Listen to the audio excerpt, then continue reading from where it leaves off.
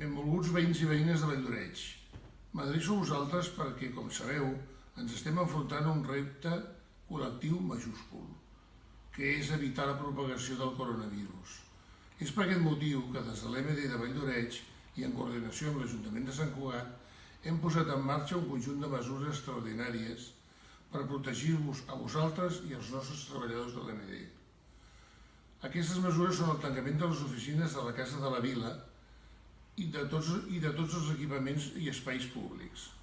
També hem precintat els parcs públics per evitar el contacte entre els infants i que es propagui el virus entre els més petits.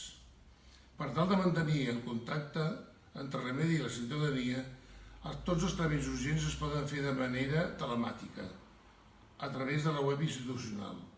Tan bon punt es restableixi la normalitat, donarem resposta a totes i cadascuna de les vostres demandes i necessitats.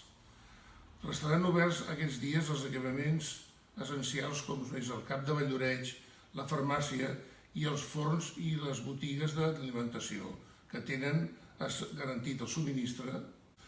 Estem vivint moments excepcionals i cal prendre mesures excepcionals. Soc molt conscient que a tots ens costarà molts sacrificis mantenir el confinament decretat per l'estat espanyol, però hem de remar plegats per sortir d'aquesta situació el més aviat possible i recuperar la normalitat a les nostres vides.